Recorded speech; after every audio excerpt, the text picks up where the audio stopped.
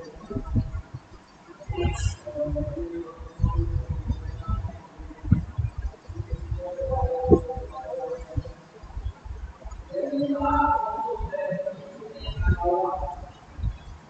Dear students, SBS college की online live classes में आप सभी का स्वागत है। हमारा पेपर चल रहा था न्यूरो एंडोक्राइनोलॉजी, जिसमें हमने पहली यूनिट को भली भांति से कर लिया है।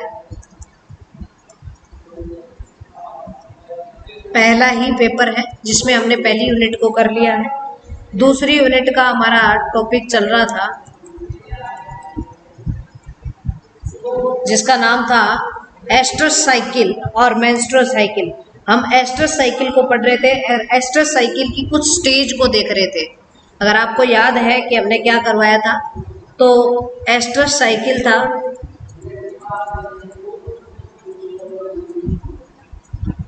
उसकी हम प्रावस्थाओं को पढ़ रहे थे, स्टेज को पढ़ रहे थे। तो पहली स्टेज थी प्रोएस्ट्रस,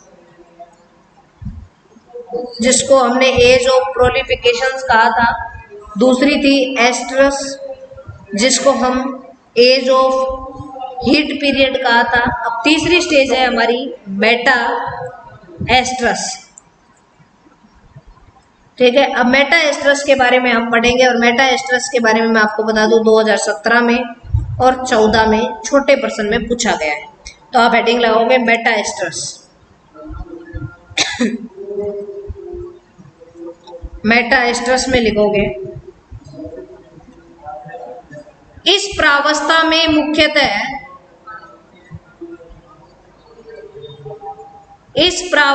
मुख्यतः कार्पस ल्यूटियम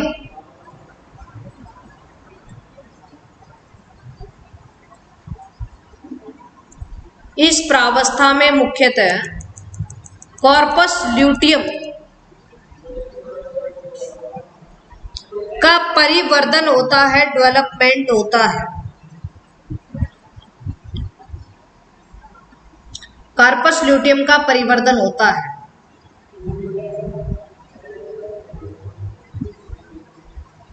यह क्रिया डिंबोत्सर्ग के बाद होती है, ओवुलेशन के बाद होती है। यह क्रिया डिंबोत्सर्ग के बाद होती है।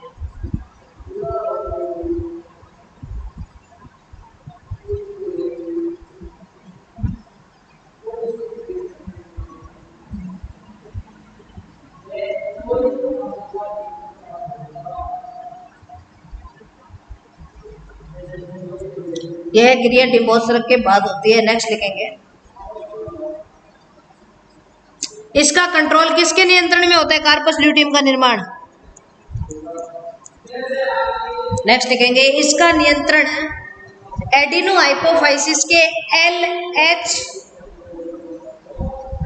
इसका नियंत्रण एडिनो हाइपोफाइसिस के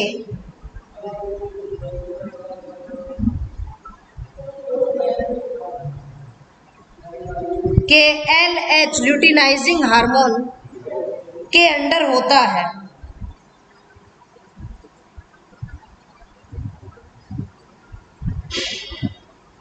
ल्यूटिनाइजिंग हार्मोन के अंडर होता है। नेक्स्ट लिखेंगे इस दौरान एस्ट्रोजन का लेवल कम हो जाता है। इस दौरान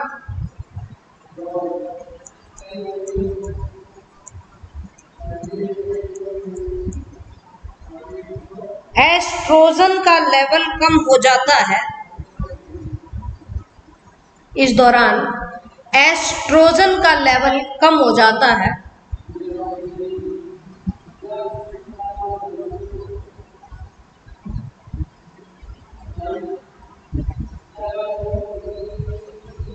और प्रोजेस्टेरोन का लेवल बढ़ता है।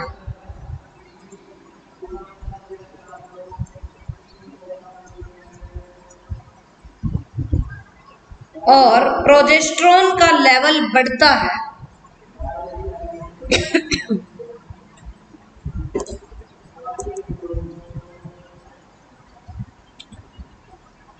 यदि फर्टिलाइजेशन नहीं होता है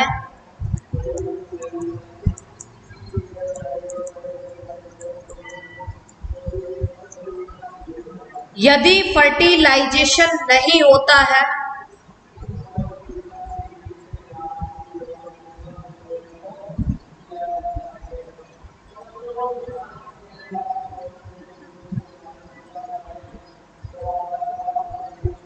तो फीमेल प्रेग्नेंट नहीं होती, मादा गर्भवती नहीं होती।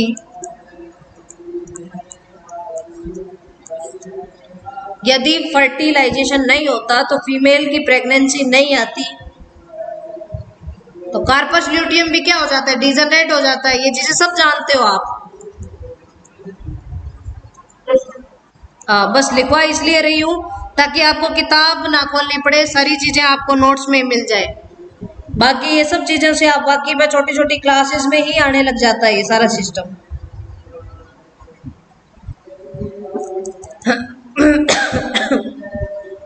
लिख लिया आपने? अगर फर्टिलाइजेशन नहीं होता है, फीमेल प्रेग्नेंट नहीं होती और कार्पस ल्यूटियम डीजनरेट होने लगता है,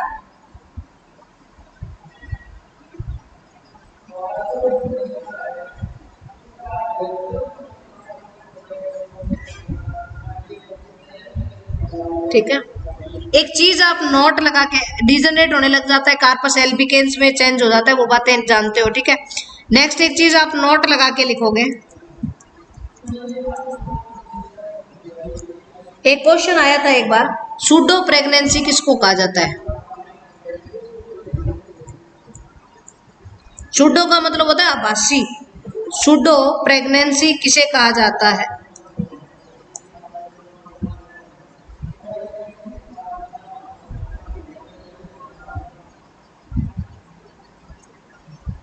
सूडो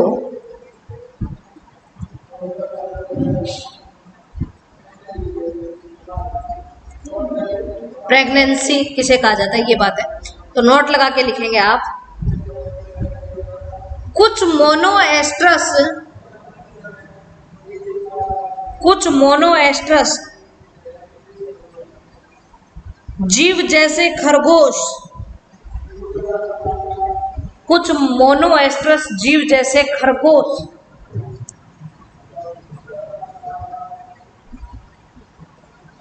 में निषेचन ना होने पर भी, फर्टिलाइजेशन ना होने पर भी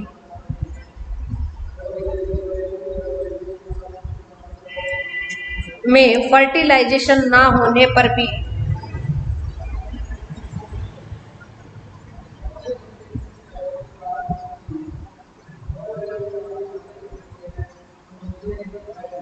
प्रेगनेंसी के समान परिवर्तन होते हैं।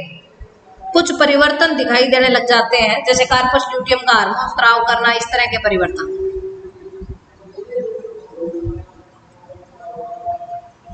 प्रेगनेंसी के जैसे लक्षण दिखाई देने लग जाते हैं, जैसे स्तन ग्रंथियों में भी परिवर्तन होने लग जाता है, और इनके साथ साथ इनका गर्भाशय का लेयर भी जो है वो परिवर्तित होने लग जाती है। ये परिवर्तन स्तन ग्रंथियों, मेमोरी ग्लैंड, स्तन ग्रंथियों व गर्भाशय यूट्रस में देखे जाते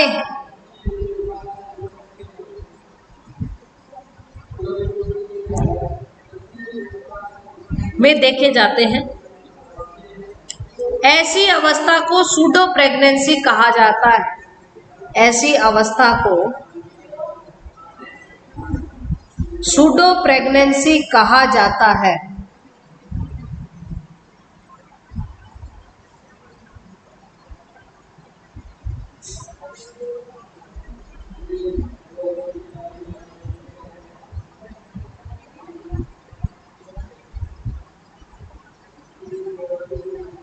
लिख लिया? ठीक है, तो ये मेटा एस्ट्रस है जो आपको याद रखना है। नेक्स्ट आप लिखोगे डाई एस्ट्रस या एन एस्ट्रस स्टेज। अंतिम स्टेज जो है अपनी वो कौन सी है? Anestrus stage. अगली स्टेज लिखोगे एन एस्ट्रस स्टेज।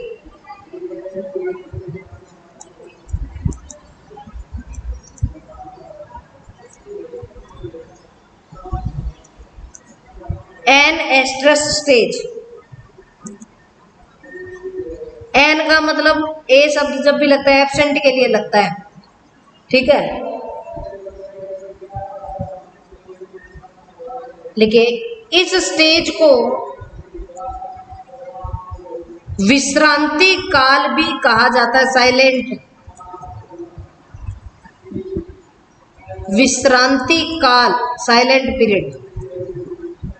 इस अवस्था को विश्रांति काल भी कहा जाता है, कई इसको रेस्टिंग पीरियड भी कहते हैं, विश्रांति काल कहा जाता है।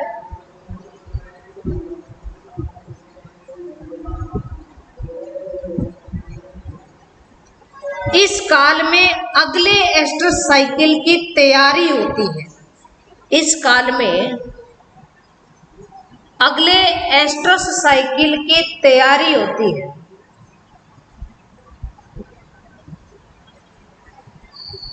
यानी कि जो कार्पस ल्यूटियम था, फर्टिलाइजेशन नहीं हुआ था तो वो नष्ट हो जाता है, कार्पस ल्यूटियम निष्क्रिय हो जाता है।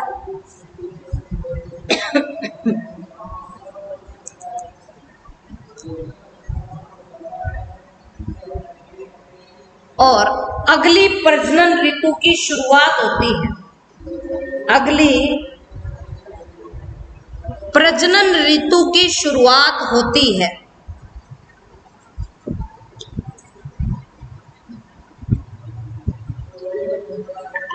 अगली प्रजनन ऋतु की शुरुआत होती है।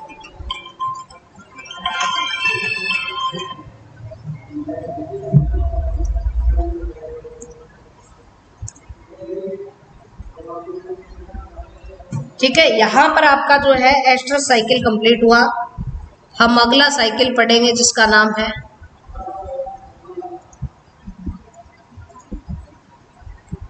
Menstrual cycle.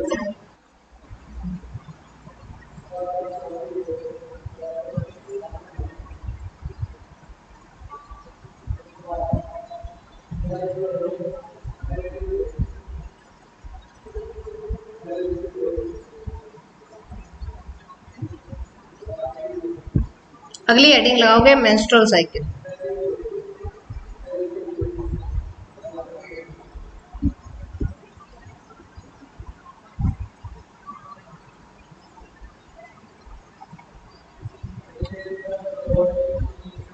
ठीक है, 2015 में पूछा गया है। 2015 में मेंस्ट्रुअल साइकिल जो है वो पूछा गया है। लिखिए इसमें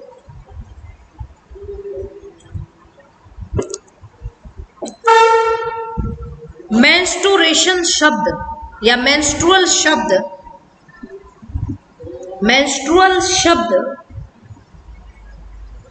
लैटिन भाषा के मेंसिस शब्द से बना है।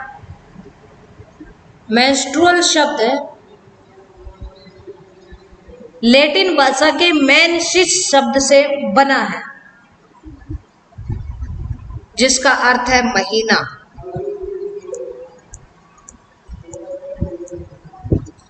जिसका अर्थ है महीना।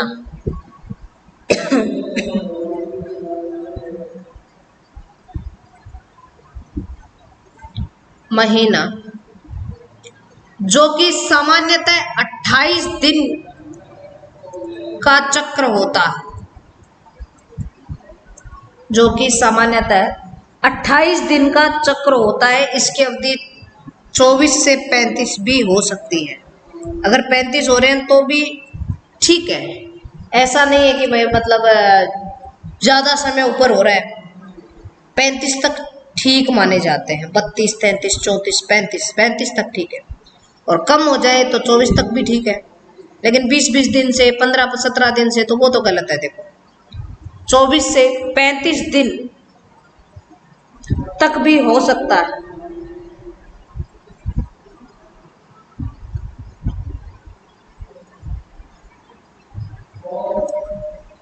यह सामान्यतः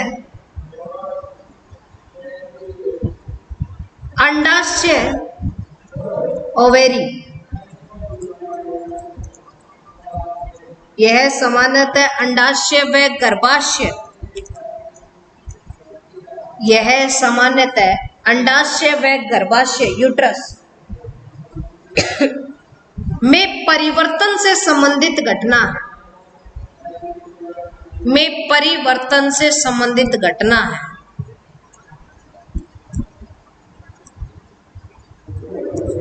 में परिवर्तन से संबंधित घटना है।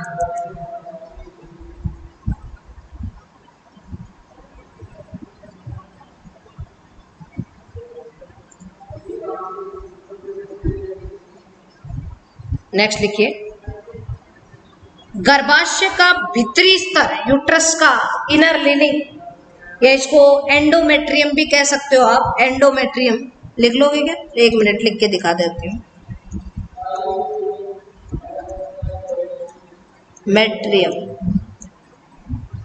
गर्भाशय का अंतः स्तर एंडोमेट्रियम मोटा हो जाता है।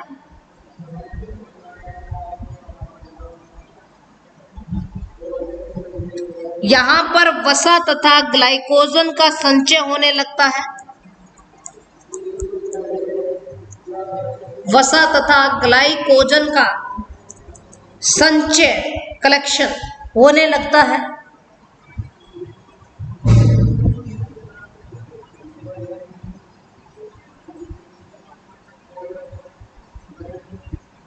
और यदि निषेचन ना हो तो, यदि निषेचन ना हो तो, फर्टिलाइजेशन ना हो तो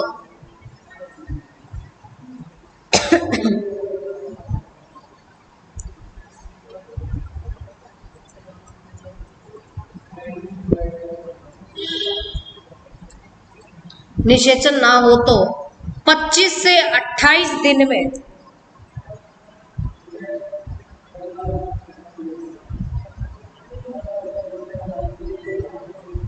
यह लेयर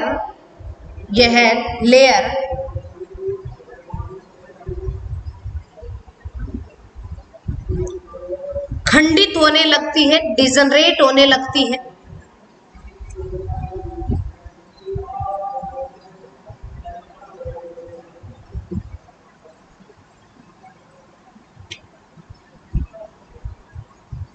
और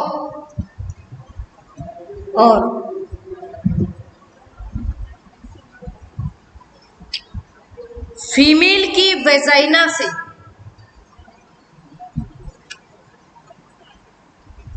मासिक स्त्राव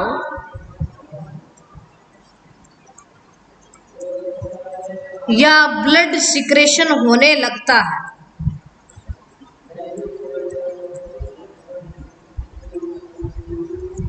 ब्लड सिक्रेशन होने लगता है,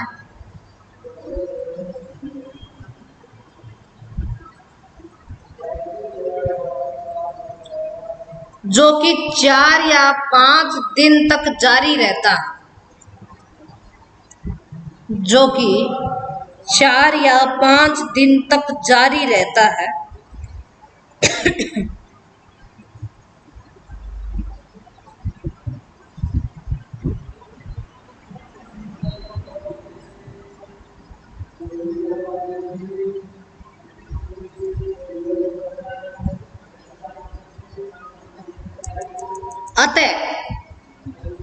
अतः एक अगर्भवती मादा, अतः एक अगर्भवती मादा, अतः एक अगर्भवती मादा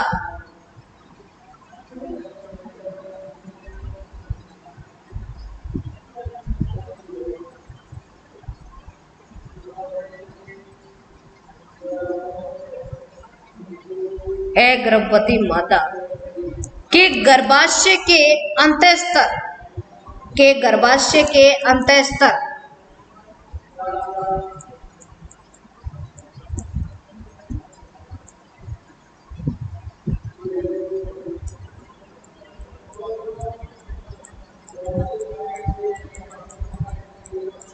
अंतःस्तर में क्रमबद्ध परिवर्तन,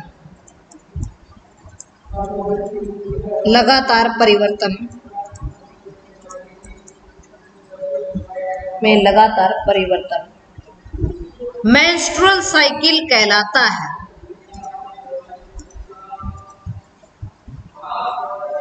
गर्भवती मादा के गर्भाशय अंतःस्तर में क्रमबद्ध परिवर्तन मेंस्ट्रुअल साइकिल कहलाता है।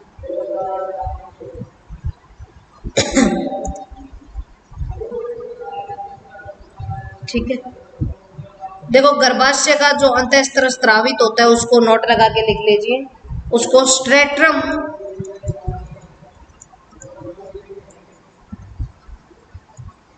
फंक्शनलिस कहा जाता है। फंक्शनलिस, स्ट्रेटम फंक्शनलिस।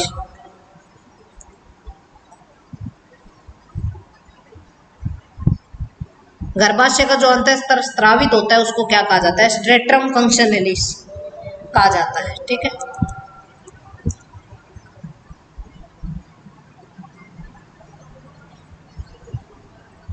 लिख लिया आपने? यहां तक, आगे चलते हैं।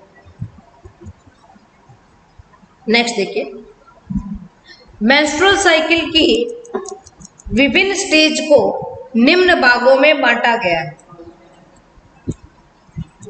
या मेंस्ट्रुअल साइकिल की निम्न स्टेज है।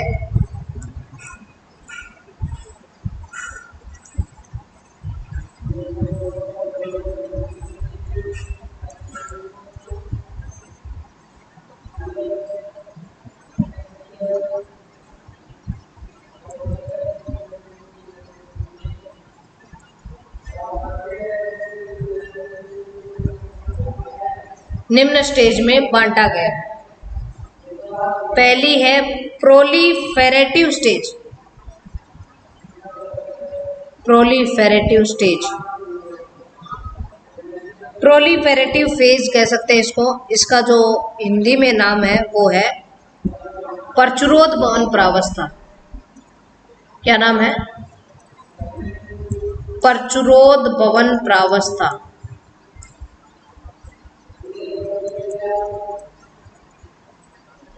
पहली फेज है प्रोलीफेरेशन फेज, या इसका अन्य नाम है प्रचुरोद भवन प्रावस्था।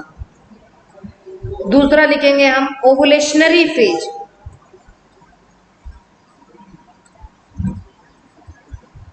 इसको डिंबोत्सर्ग प्रावस्था कहा जाता है। इसको कहा जाता है डिंबोत्सर्ग प्रावस्था।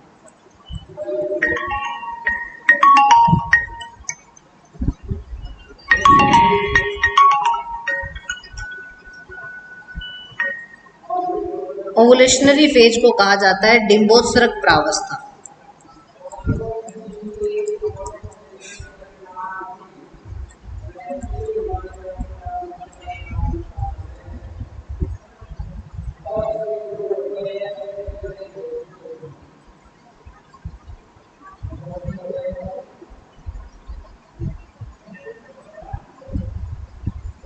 ठीक, नेक्स्ट लिखेंगे आप 3 नंबर सिक्रेटरी फेज, स्त्रवण प्रावस्था।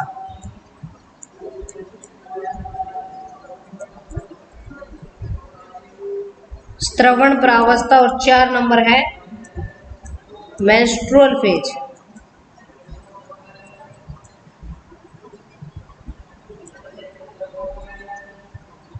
रक्त स्त्रवण प्रावस्था।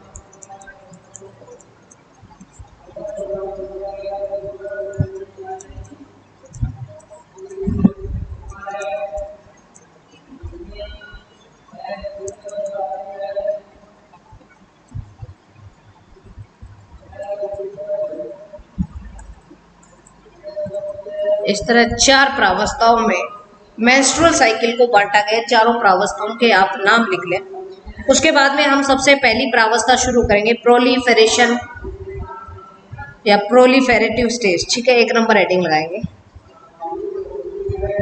प्रोलीफेरेटिव स्टेज।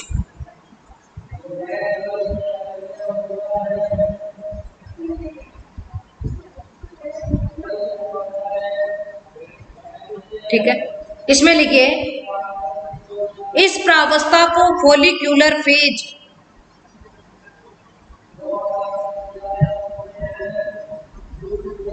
इस प्रावस्था को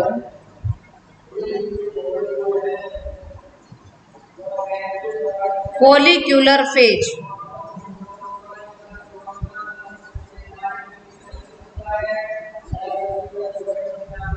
या प्री ओवुलेशनरी फेज भी कहा जाता है। फॉलिक्यूलर फेज या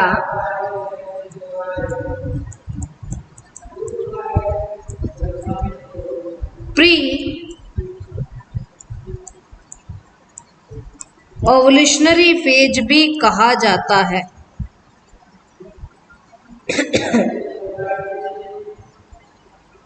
नेक्स्ट लिखेंगे, देखो प्री का मतलब पहले, तो यह डिंबोत्सर्ग से पहले, यह डिंबोत्सर्ग से पहले, ओवुलेशन से पहले, डिंबोत्सर्ग से पहले तथा रक्तस्राव के बाद आती है।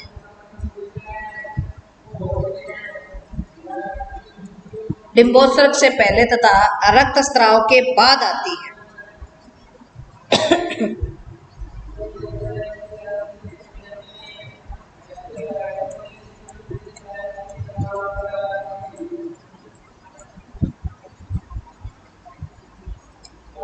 यह प्रावस्था 6 से 13वें दिन तक होती है। यह प्रावस्था 6 से 13वें दिन तक होती है।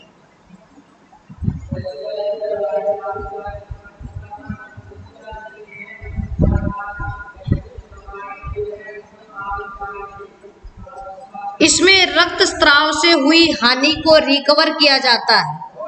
इसमें रक्तस्राव में हुई हानि को रिकवर किया जाता है। रक्तस्राव में हुई हानि को रिकवर किया जाता है।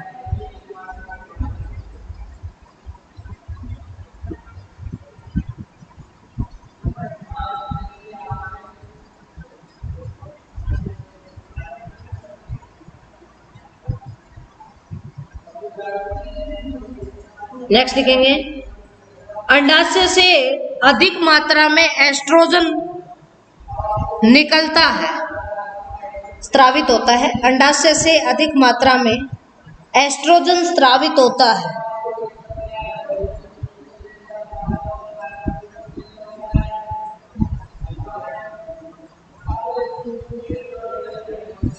अंडाशय से अधिक मात्रा में एस्ट्रोजन स्रावित होता है।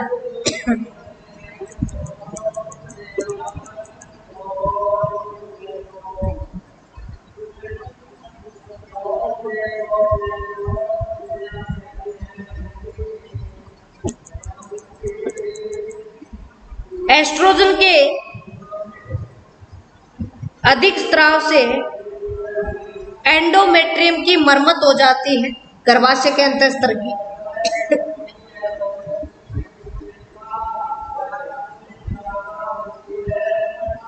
एस्ट्रोजन के अधिक स्राव से एंडोमेट्रियम की मरम्मत हो जाती है।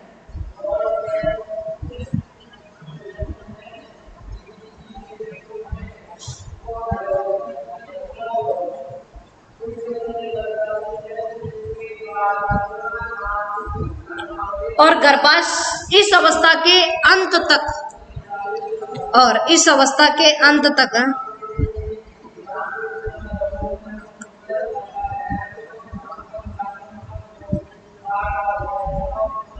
इस अवस्था के अंत तक गर्भाशय का अंतःस्तर फिर से मोटा हो जाता है।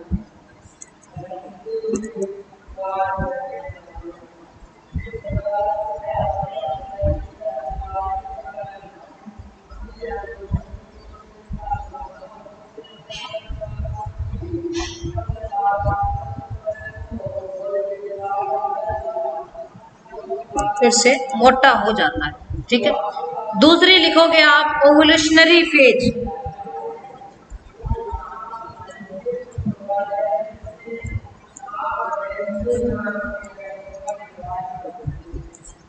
ओवुलेशनरी फेज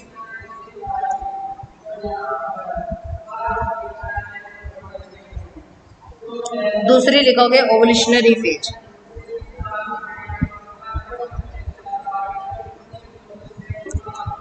इसमें लिखोगे इस अवस्था में गर्भाशय के अंतः स्तर में कोई परिवर्तन नहीं होता।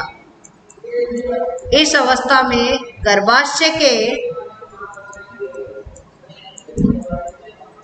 अंतः स्तर में कोई परिवर्तन नहीं होता।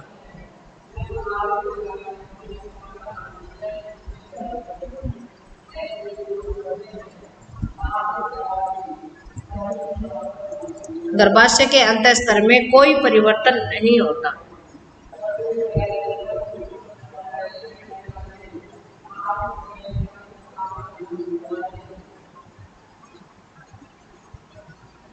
सामान्यतः 13वें या 14वें दिन, सामान्यतः 13वें या 14वें दिन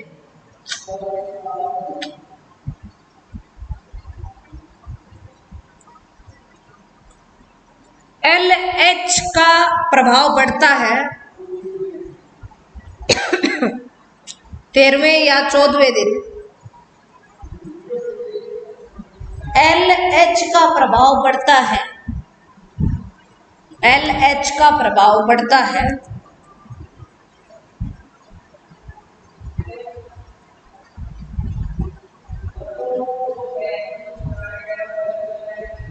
और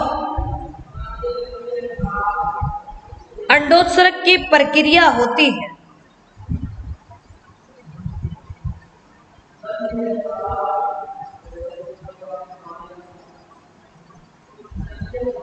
अंडोत्सर्ग की प्रक्रिया होती है। अंडोत्सर्ग हो गया, शेष बचा भाग कार्पस ल्यूटियम बनाता है और शेष बचे भाग से कार्पस ल्यूटियम का निर्माण होता है। शेष बचे भाग से कार्पस ल्यूटियम का निर्माण होता है।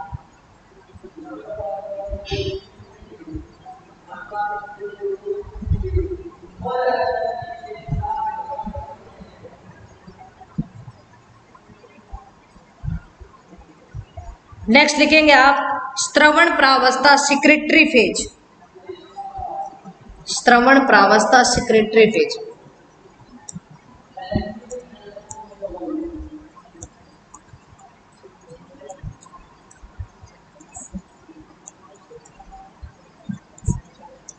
स्त्रवण प्रावस्था सिक्रेटरी फेज।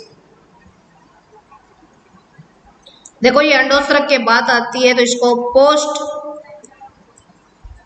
ओवुलेशनरी फेज भी कहा जाता है।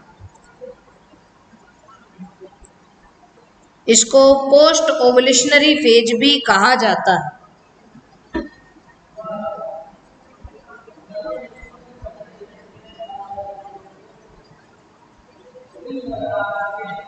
इसकी अवधि 15 से 28 दिन होती है। अब आप सोचोगे कि मैडम आपने 15 से 28 यहाँ कर दिए तो 28 के बाद में तो रक्त स्त्रवण आ गई। 1 से 5 दिन वो चलती है, 1 से 5 दिन तो रक्त का स्राव होता है। फिर 6 से मैंने 13वें दिन अगली प्रावस्था बताई थी, प्रोलिफेरेशन बताई थी, याद है ना आपको? ठीक है, तो ये हाँ क्या कह रहे हो? 1 मिनट, ट्रेन आ गई, 2 मिनट रुकिए।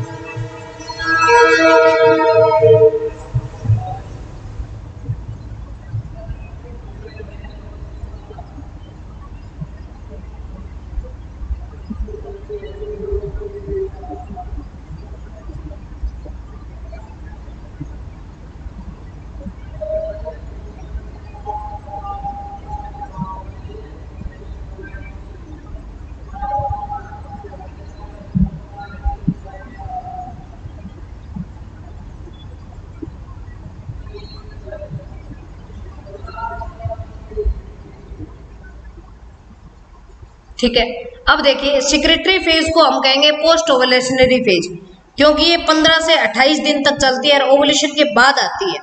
और इसके बाद में 28 के बाद में वापस नया चक्कर, यानी कि 1 से 5वें दिन तो रक्त स्राव होएगी। अंतिम प्रावस्था होते है रक्त स्राव। यहाँ पर रक्त स्राव होने के बाद में 6 से 13वें दिन फिर वो मतलब प्रचुरोध भवन होएगा, वो सेल वगैरह गर्भाशय की जो इनर लिनिंग है वो फिर से तैयार होएगी, वो 6 से 13वां दिन, ठीक। और फिर 13वें दिन आपको पता है अंडोत्सर्ग होएगा, तो वो सब मैंने लिखा है। अब यहाँ से 13वें से 14वें दिन अंडोत्सर्ग माना जाता है, और यहाँ पर 15वें 28वें दिन पोस्ट ओव्यूलेशनरी फेज या सिक्रेटरी फेज है। ठीक है, तो लिखिए इसमें, लिख रही है ये 15 से 28 दिन तक होती है, यानी यह अंडोत्सर्ग के बाद तब तक की होती है जब तक रक्त स्त्राव नहीं हो जाता। यानी यह अंडोत्सर्ग के बाद से तब तक होती है जब तक रक्त स्त्राव नहीं हो जाता। अंडोत्सर्ग के बाद से तब तक होती है जब तक रक्त स्त्राव नहीं हो जाता।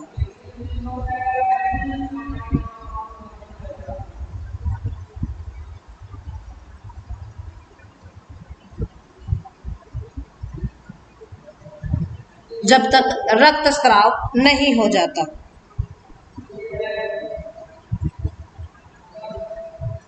नेक्स्ट लिखेंगे, इस प्रावस्था में एस्ट्रोजन और प्रोजेस्टेरोन का लेवल बढ़ता है। इस प्रावस्था में एस्ट्रोजन और प्रोजेस्टेरोन का लेवल बढ़ता है।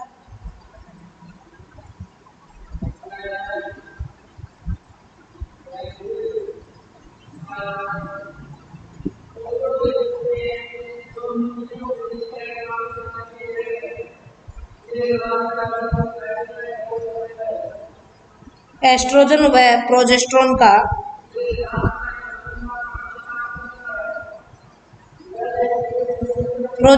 का लेवल बढ़ता है। नेक्स्ट लिखेंगे, कार्पस ल्यूटियम का परिवर्तन LH के नियंत्रण में रहता है। कार्पस ल्यूटियम का परिवर्तन LH के नियंत्रण में रहता है।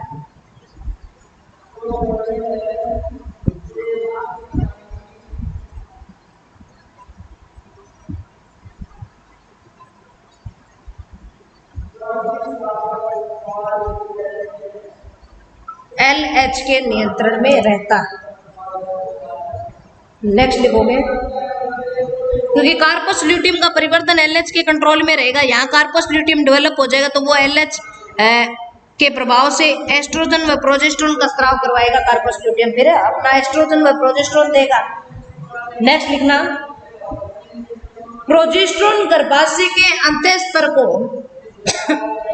प्रोजेस्टेरोन गर्भाशय के अंतःस्तर को प्रोजेस्टेरोन गर्भाशय के अंतःस्तर को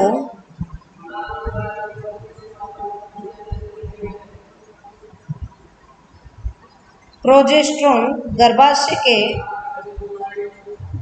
अंतःस्तर को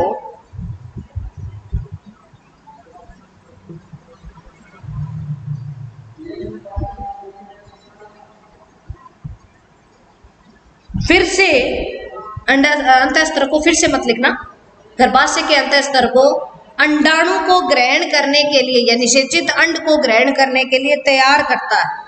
निषेचित अंड को ग्रहण करने के लिए तैयार करता है।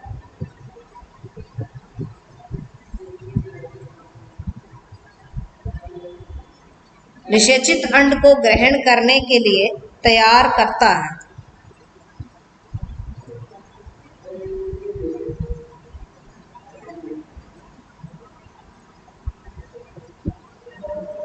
नेक्स्ट लिखेंगे आप,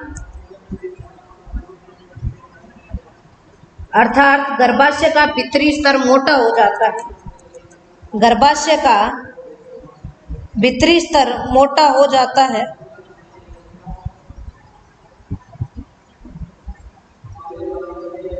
गर्भाशय का भीतरी स्तर मोटा हो जाता है। मोटा होगा तभी तो आगे फिर रक्त स्राव होगा, इसको तैयार तो करना ही पड़ेगा। इस दौरान अंडाणु का रोपण गर्भाशय के अंतःस्तर में हो सकता है। इस दौरान अंडाणु का रोपण गर्भाशय के अंतःस्तर में हो सकता है।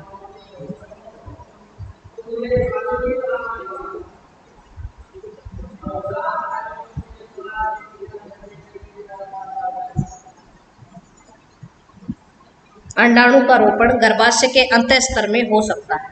नेक्स्ट लिखोगे आप मेंस्ट्रुअल फेज या रक्तस्रावण प्रावस्था।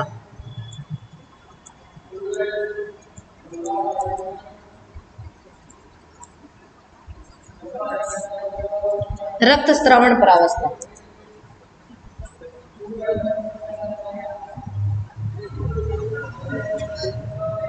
इसमें लिखेंगे अगर निषेचित अंडाणु का रोपण नहीं होता है, अगर निषेचित अंडाणु का रोपण नहीं होता है,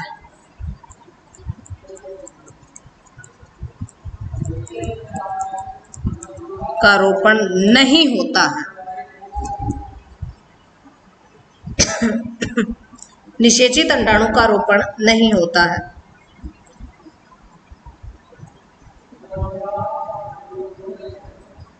कार्पस ल्यूटियम कार्पस एल्बिकेंस में बदल जाता है, कार्पस ल्यूटियम कॉर्पस एल्बिकेंस में बदल जाता है, कार्पस ल्यूटियम कार्पस एल्बिकेंस में बदल जाता है, साथ ही रक्तस्रावण प्रारंभ हो जाता है, रक्तस्रावण प्रारंभ हो जाता है, जो कि 4 से 5 दिन तक रहता है, रक्तस्रावण प्रारंभ हो जाता है जो कि 4 से 5 दिन तक रहता है,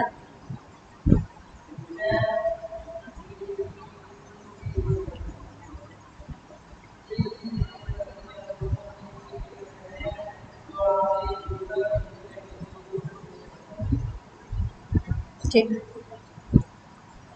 लगभग इसमें 35 ml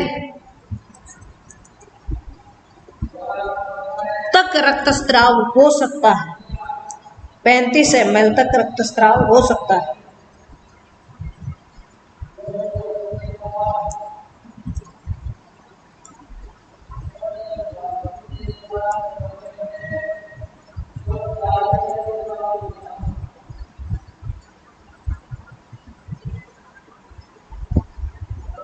पहले से 5वें दिन तक रक्तस्रावण प्रावस्था।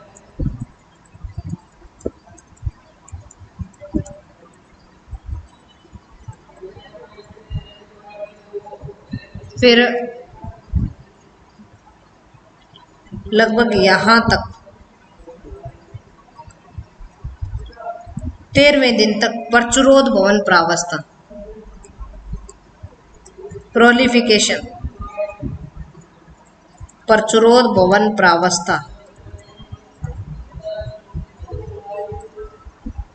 13वें-14वें दिन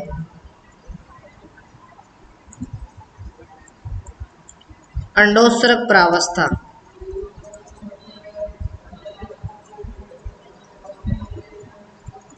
14वें से 28वें दिन कौन सी प्रावस्था? स्रावण प्रावस्था। स्रावण प्रावस्था मतलब प्रोजेस्टेरोन व एस्ट्रोजन का स्रावण, ठीक है। रक्त स्रावण अलग है, यहाँ पर रक्त स्रावण, ठीक है। तो ये चार्ट बना लिया आप दिन के हिसाब से, ठीक है। ये चार्ट बना ले ताकि आपके दिमाग में ये क्लियर हो जाए कि कौन से दिन को क्या रहता है। बाकी आपको मैं एक बात बताऊं, वैसे तो देखो ये बिल्कुल ही थ्योरेटिकल मैटर है, समझ में सब के आया हुआ है। फिर भी अगर किसी प्रकार की दिक्कत है तो वो अपने चैनल पे क्लास पड़ी है, आप उसको देख के भी अपना मैटर क्लियर कर सकते हैं। बाकी मैंने आपको थ्योरेटिकल हिसाब से पेपर में कैसे लिखना है वैसे लिखा दिया, क्योंकि 4 मार्क्स का प्रश्न आता है, बड़ा प्रश्न 5 मार्क्स का आता है, ठीक है। तो उसमें आप कैसे करोगे, ठीक है। तो उसमें करने के लिए आपको ये मैटर इतना बड़ा लिखना पड़ेगा, तो आप इसको भली भांति से तैयार कर लें कि किस हिसाब से हमें इसको लिखना है, ताकि आप में किसी भी प्रकार की इसमें दिक्कत ना रहे, ठीक है। कर लोगे, ठीक है। अब एक प्रश्न आ जाए, मान लीजिए मैं प्रश्न बताती हूँ इस तरह का। प्रश्न है, मादा जनन चक्र, फीमेल सेक्सुअल साइकिल में हार्मोनल कंट्रोल को समझाएं, हार्मोनल नियंत्रण को समझाएं। ऐसे प्रश्न आ जाता है, कर दोगे क्या? मादा जनन चक्र में हार्मोन नियंत्रण को समझाएं। देखो मैं बताती हूँ कैसे करना है आपको, आपको करना है वैसे मैं बताती हूँ। देखो सबसे पहले आपको उठाना है gonadotropin releasing hormone, GnRH hypothalamus का, यहाँ से आया। फिर गोनेडोट्रोपिन, गोनेडोट्रोपिन पीयूष से आया, पीयूष से FSH और LH दो आए हैं ना, ठीक है। और ये FSH तो फॉलिकल यानी कि अंडे को बढ़ाने के लिए प्रेरित करेगा, LH ल्यूटिनाइजेशन को प्रेरित करेगा, कार्पस ल्यूटियम को बनाए रखेगा। फिर वो एस्ट्रोजन व प्रोजेस्टेरोन देंगे। ये एस्ट्रोजन और प्रोजेस्टेरोन क्या है, गर्भावस्था को बनाए रखेंगे। अगर यदि मान लो अंडा निषेचित हो जाता है तो गर्भावस्था को बनाए रखने में सहायता देंगे। अगर बाई चांस ये सब नहीं होता है तो फिर माहवारी आ जाती है, मेंस्ट्रुअल साइकिल आ जाता है। फिर ये मेंस्ट्रुअल साइकिल के बारे में बता दोगे, ये होता है, ये बता दोगे क्या है? आवाज नहीं आ रही आपकी। हाँ बता देंगे हाँ, तो बता देना भाई। एक ही एक बात बार बार लिखाने से कोई औचित्य नहीं बनता, सिलेबस ऐसे ही है, अपने आगे और जाता है तो वो करे ना, इसमें टाइम लगाने से क्या फायदा है। आप नोट लगा के लिख लें कि ये प्रश्न भी आपके पूछा जाता है, तो आप इसको नीचे लिख लें, ताकि आपको इसको भी जब आप पेपर की तैयारी नोट्स देख के करो तो आप इसको भी पढ़ लें। मादा जनन चक्र में हार्मोनल नियंत्रण, यानी कि फीमेल सेक्सुअल साइकिल में हार्मोनल कंट्रोल जो है वो पूछा जाता है, तो आप इस टॉपिक को भी क्या करेंगे, तैयार कर लेंगे। कर लोगे? ठीक है, अभी हमारा नया टॉपिक शुरू होगा जिसमें क्या था, अंडोत्सर्ग व डिम्बोत्सर्ग में, इन सब में हार्मोनल कंट्रोल। ये तो आप कह रहे हो हम कर लेंगे, एक मिनट रुकिएगा। आज के लिए इतना ही, इससे आगे हम पढ़ेंगे कल।